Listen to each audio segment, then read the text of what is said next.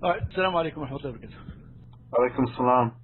Alaikum salam wa rahmatullahi wa barakatuh. Well, we were going to talk about the present events in Libya and how the demonstrations have evolved into a full-scale revolution, and that itself has evolved into pretty much a war against the Qaddafi regime. And what these latest events have uncovered of the history of the last 30-40 years of both locally in North Africa and globally, especially since Qaddafi was involved in just about every freedom fighting movement and every terrorist activity, a terrorist organization that one can think of in the last 40 years. So what's your take on what's currently going on with the Libyan revolution against Gaddafi? Okay, there's a lot of argument from an Islamic law perspective as to whether these are legitimate revolutions, whether not legitimate, even more so, whether these are valid, whether it is valid at all in Islam to rebel against one's government or not. This is, as we mentioned before, this is exactly the same thing that the founding fathers of America faced. And actually, Americans would be able to understand even more their own revolution in light of what the Muslims are going through right now in Egypt and Tunisia and Yemen and, of course, Libya. You see, the question is this: when are a people allowed to throw off the vestiges and the burden of their government? Because it's not clear outright that the people can just decide that we don't want you anymore, and you know what, that's it, we're done with you and we want a different government.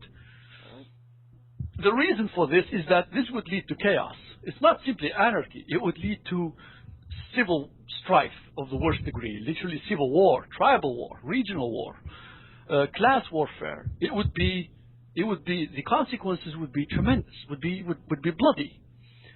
And so and you would see this when one has witnessed this kind of civil strife, then one fully understands the drive for a government, for some kind of a mediator of the people, of the people who have come together or joined together to create one country, one state, one society. And this is exactly what you see in the Constitution. In the Declaration of Independence, actually, where what was the statement? Anybody remember the statement? That we have come together in order to form a more perfect union. That the states have come together to form a more perfect union, and that's the argument. The argument is that in order for different groups or states or tribes or clans, if they're going to come together and form a more harmonious union, they need some kind of mediating agency. You understand? Because you're going to have conflicting interests, you're going to have conflicting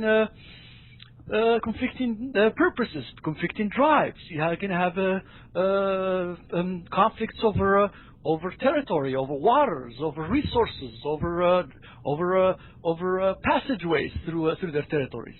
And the only way to resolve this is to have some kind of a mediator, some kind of government, if you will. And so. But this can only be understood in a historical context, means in the sense that if you actually live through the chaos of tribal warfare or clan warfare, like for example in the English Isles during the Irish clans or the Scottish clans fighting each other, or in the British Isles when the English went off against everybody else and either occupied them or invaded them, and so forth and so on. So in order, for example, for these people to form some kind of a union together, they need someone to mediate their differences, territorial and otherwise. When one lives through this, then these conditions of civil strife, they create the necessity in people for a government. Not only that, but also the fear of the lack of government. Most people nowadays in most of the world, they don't understand this, except in certain areas where there's been conflict that flared up and went on for 10, 20 years. In those areas, like in Afghanistan and elsewhere, people want a government. They understand the necessity of government. But for example, in most of America, Americans, they haven't witnessed any of this in hundreds of years. So they don't really understand that government is not just a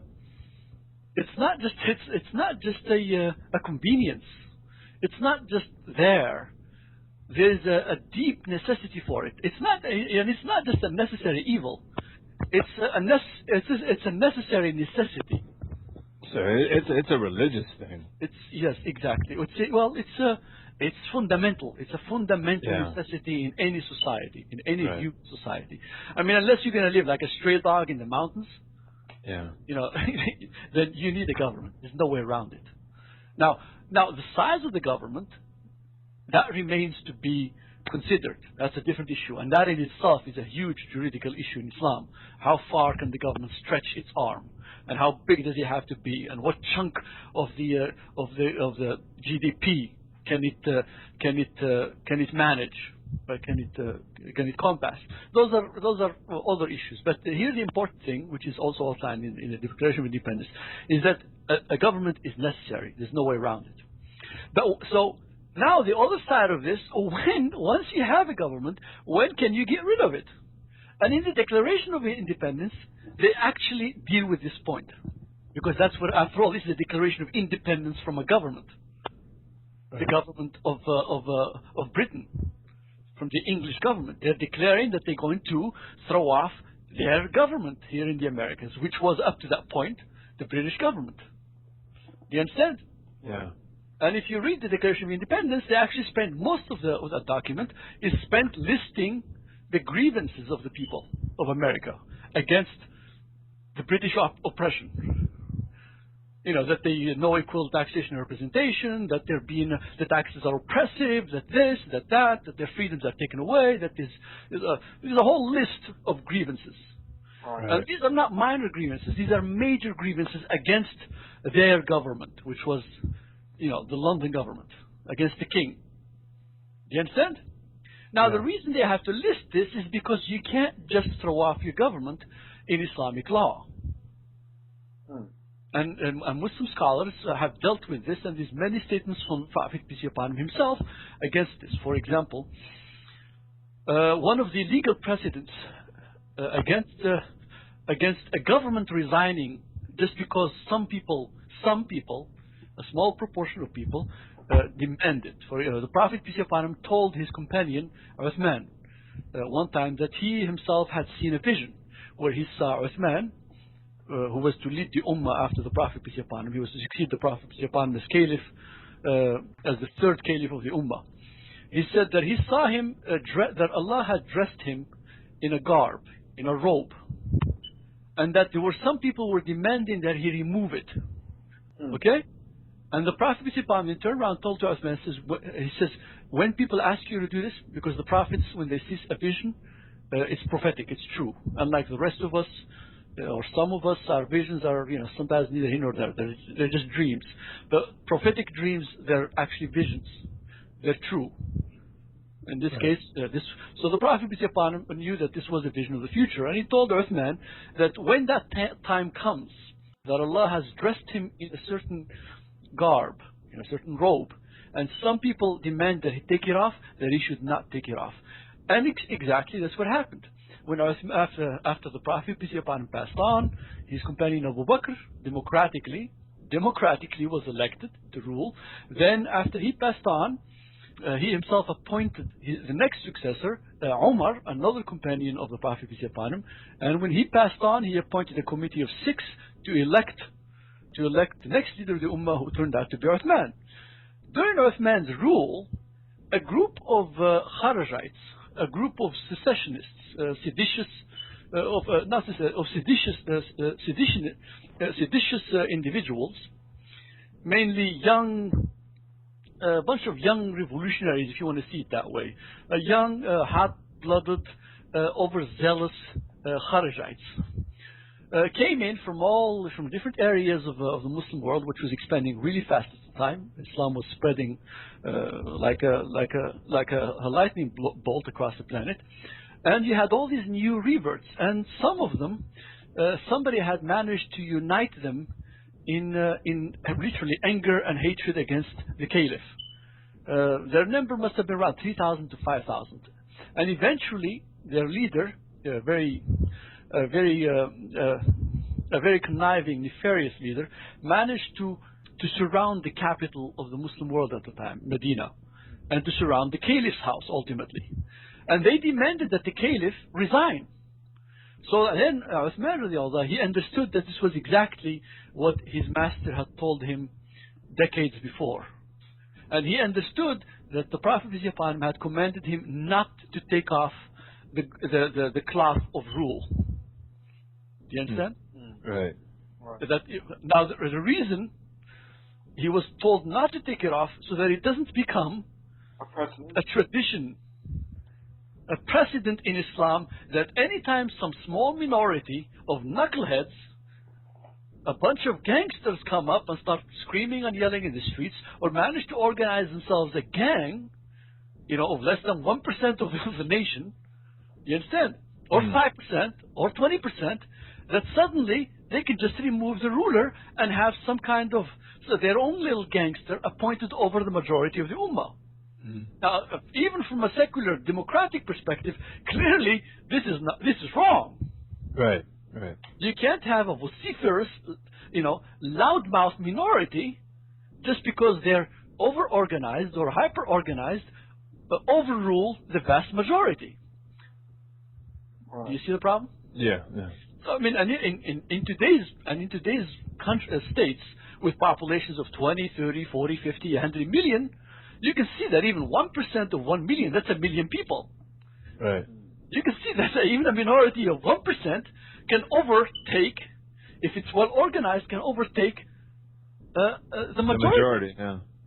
And clearly, this is undemocratic, and this is it's oppression itself. Right. No matter how well organized they are, 1% should not be able to overrule and oppress a majority of 99%. Right. And this is why the Prophet peace be upon him told his friend, do not take it off. And of course, as we said, the number of this gang this gang of seditionists was about 5,000. At the time, it was less than 1% of the population.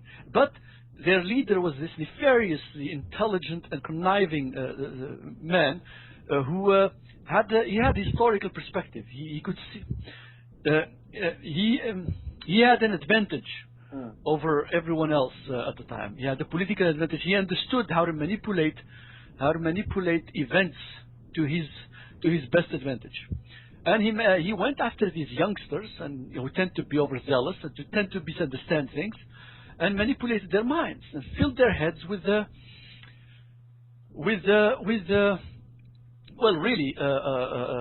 desire for power. Coated, of course, in good intention. Right. And we see this even today. Even in the Muslim world today, we have actually people who have we have a sect of people whose main purpose, when one listens to them, is power. Is to attain to power over the ummah. They try to coat it in piousness and all that, but there's no piousness in one who seeks power in Islam. In communism, you're fine. You can call yourself whatever. In any ideology, seeking power is the purpose of ideology itself. All ideology is basically conflicts over power. But in Islam, which is a spiritual tradition, which is about hearts first and foremost, seeking power defeats the purpose of being a Muslim. Because being a Muslim means you submit to Allah Almighty, and that all power, by definition, belongs to Allah. Do you see the problem?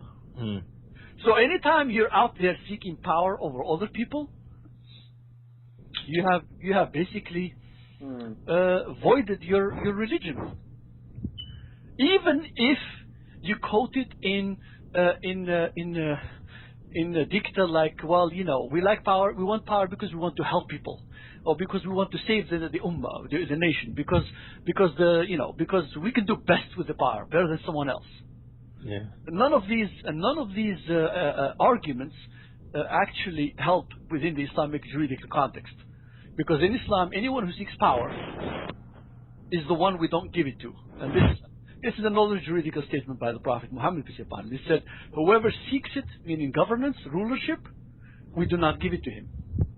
Right. That's why in an Islamic electoral process, quote unquote electoral, we do have elections in Islam, but the design, the format, does not have to be the same as the one that we see, that we might see in America, and even in the world today. There's all kinds of electoral formats, by the way.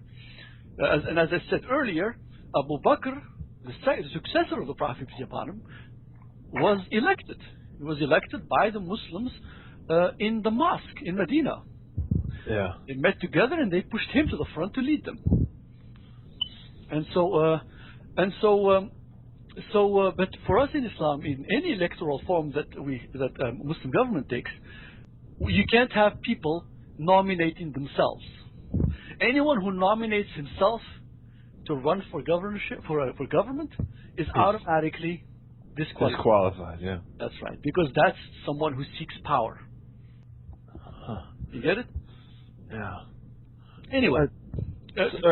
So with Libya right now, I mean, clearly it's the majority that do not want, like in Egypt as well. Exactly, yeah. That's where a lot of scholars and a lot of students of jurisprudence and law might make a mistake. And you see a lot of so-called scholars in Islam who are actually condemning these revolutions.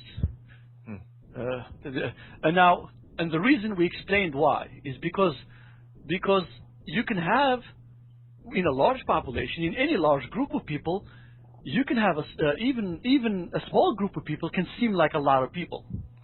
Even if you have a country with 6 million like Libya or so, 6 million, even if you do 10% of the population, that's 600,000 people. If 600,000 people take to the streets in the capital, it may seem like the majority of the people have just taken to the streets. You see the problem? Yeah. So it's hard to tell. You can't tell really what the majority wants. But in this case, of course, it's quite clear that practically every city in Libya or Egypt has, have taken to the streets to demand that the rulers leave. Right. So it's beyond. So those scholars who are saying that, they're abusing Islamic jurisprudence. And we know why those scholars are saying this, because they're all bought and paid for. Those scholars are opposing these popular movements so that Muslims can be free to practice their religion in their countries. The scholars they're all from the same universities, paid for with stolen oil money. Yeah. And there was a time amongst Muslims when a self-respecting scholar would not consume in his belly or in the bellies of his family stolen wealth, because it would be like consuming hellfire in your stomach. It wasn't so far ago. It was only even a generation ago. And there are still pious Muslims today who would not feed themselves or their children from stolen wealth. But these so-called scholars graduated from universities that are funded from the stolen treasure of the Ummah of Islam. They see no problem or shame in advertising that they've been graduated from universities funded with stolen money by thieving tyrants. What that means, of course, is these are dishonorable people. They have no shame. Yeah. Okay? Now, if they went to universities when they were young and didn't know better, that's one thing. But one should realize that these kings and these tyrants, they didn't create those universities because they wanted to support independent thinking Muslim scholars. They wanted to create zombies who defended their thrones, and that's exactly what you're seeing. It's not complicated. Anybody with the slightest political acumen in modern politics, anybody who has any sense at all about what's going on in the world, would realize that these universities, in these so-called religious universities, in these tyrannical regimes, are designed to graduate a certain kind of corrupt Islamic ideology. And its corruption is exactly this, that it's paid for by tyrants to defend un-Islamic tyrants. That's scary. Okay? But the problem is the commoner doesn't understand this, because you go, well, Islam is Islam. How can you corrupt Islam? And how can you do this? Because we read it from the Quran, it's from the Hadith. How? But this is just a lack of vision. This is a misunderstanding of mimetic manipulation. Because you can use the Quran to lead someone astray. This is what people don't understand. In the same way that you can use a knife to cut off a piece of cake, you can also use it to cut off somebody's, to kill someone. Right. And it's the same tool. You get it? It all depends on your intention.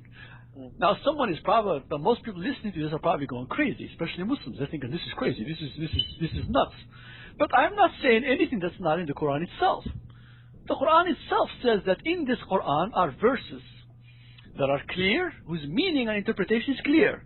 And there are verses whose meaning and interpretation is still in the unknown. It has not been revealed yet. Has not been. We just haven't gotten there yet. Yeah. And then it says that those who are believers, those who have good intention in their heart, the verses of the book increase them in faith. But those who come to the book with disease in their heart, it increases them in disease. Maybe you can post the verse, inshallah, when the audio is done. Yeah. So people can.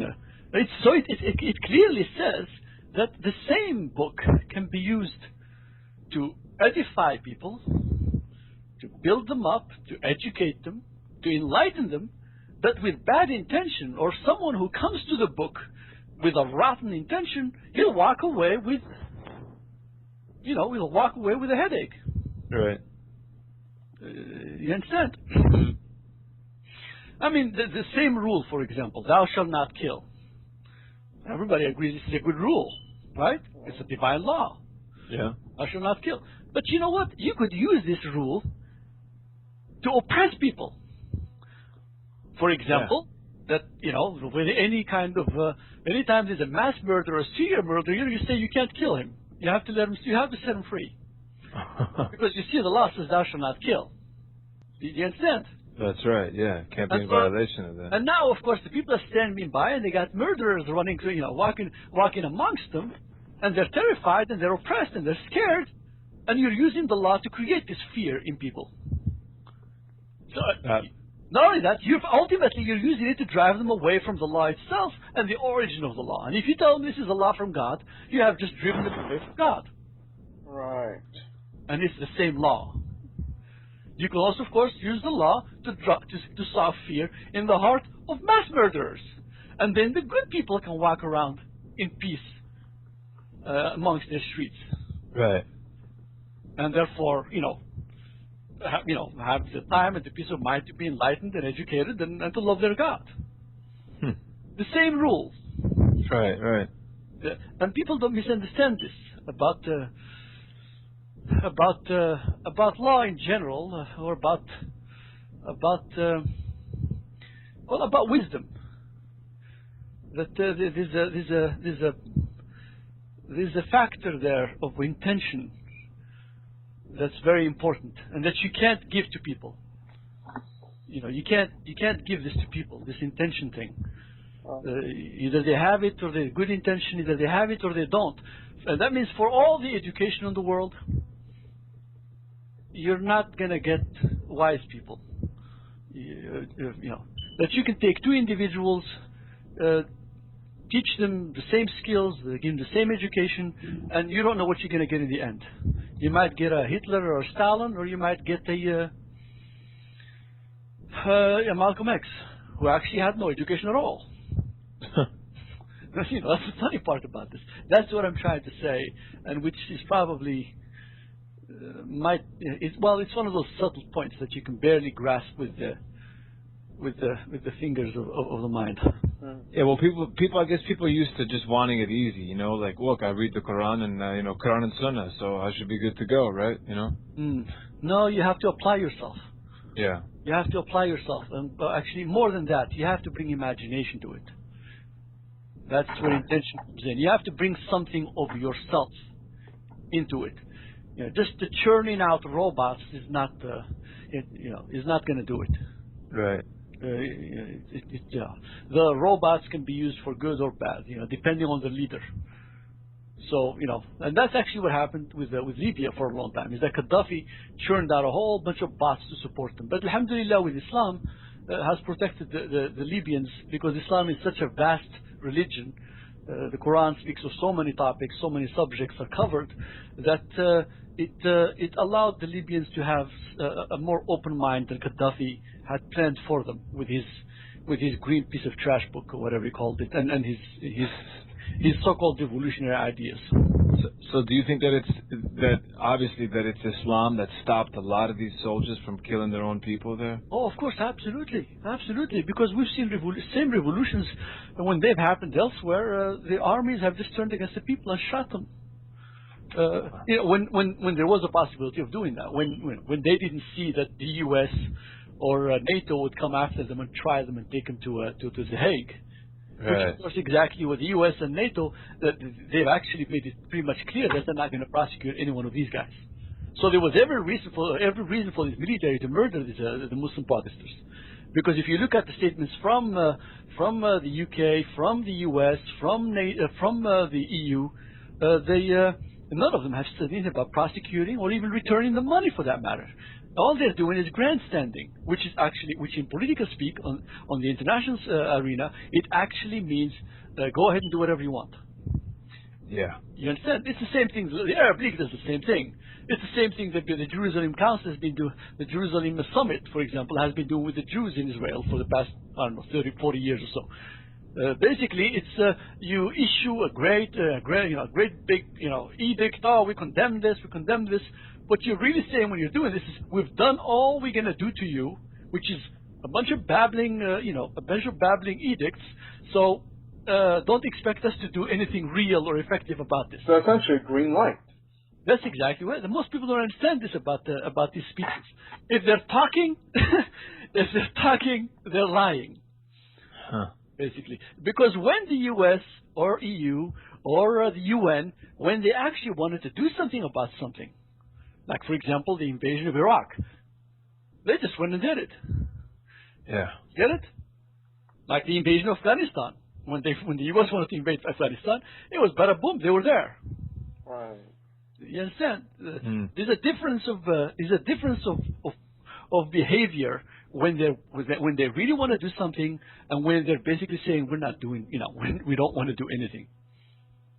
Right. In fact, you can see this in the case of Libya more so than even in Egypt. With Egypt, Obama came forward right away and started condemning the Egyptian government. Okay, and I literally asking Mubarak to leave.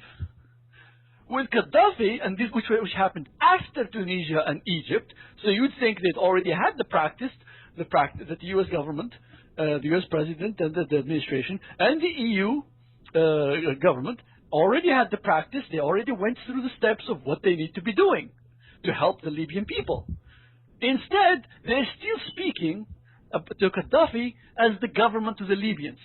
Hillary Clinton gave a speech after Qaddafi had murdered over 2,000 of his civilians, after she knew that he was using drugged foreign mercenaries against his people.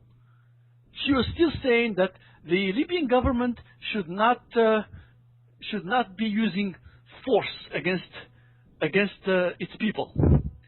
By which she meant to say that Gaddafi was still the legitimate government of Libya. Right. And you're sitting there.